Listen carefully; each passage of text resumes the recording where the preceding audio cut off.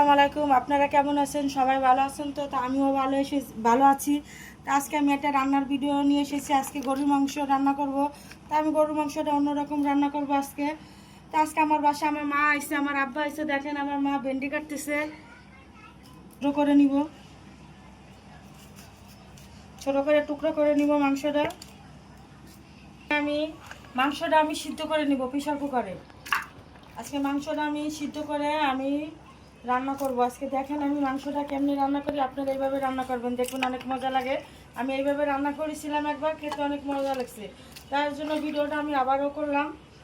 আমি এখানে 1.5 কেজি মাংস নিচ্ছি। আমি এখন পেঁয়াজ কুচা নিব। এখানে আমি 4টা পেঁয়াজ দেব। মাংসটা আমি সরষের তেল দিয়ে রান্না করবো, তো এখানে আমি একটু সরষের তেল দিয়ে দিব। আমি এখানে সিদ্ধ করার সময় আমি একটু তেল আর একটু রসুন দিব, একটু পেঁয়াজ দিব। একটা পেঁয়াজ দিচ্ছি আমি। কয়টা রসুন? রসুনের কোয়া দিয়ে দিব, 2টা রসুনের কোয়া দিয়ে দিব না। আমি একটু মাখাই নিব, হাত দিয়ে মাখাই নিয়ে আমি চুলা বসাই দিব। সীমিত একটু পানি দিব। এই যে এখানে আমি সীমিত একটু পানি দিব। আমি কুকারে আমি মাংসটা সিদ্ধ দিচ্ছি। আমি মাংসটা আমি নামাই নিব।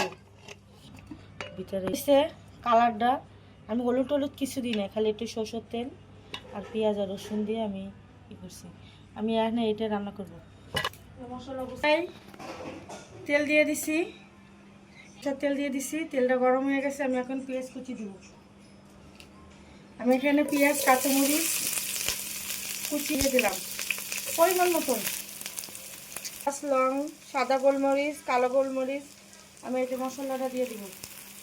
দারচিনি, তেজপাতা দিয়ে দিলাম। আমি এটা মশলাটা ভেজে নিব। 1 চামচের মতন আদা বাটা, রসুন বাটা 1 চামচ। আমি মশলাটা কষাই নেব। আমি এখনো পানি দিই নাই, আমি পানি দিব না, পানিটা পরে দিব।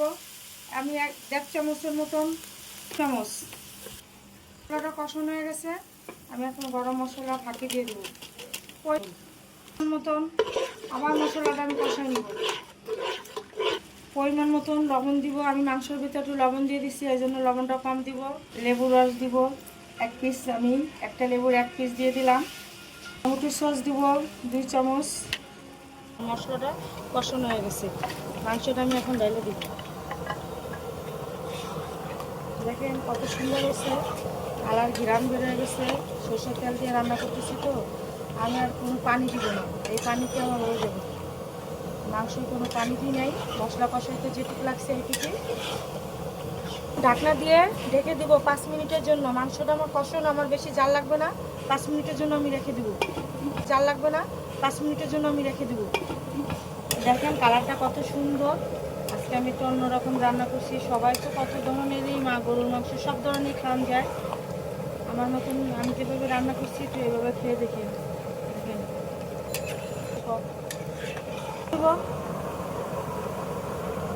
আমি এখানে 3 চামচের মতন জিরা গুঁড়ি দিব। জিরাটা দিয়ে আমি নামাই নিব। আমার ভিডিওটা যদি ভালো লাগে আমার লাইক, শেয়ার, কমেন্টস করেন।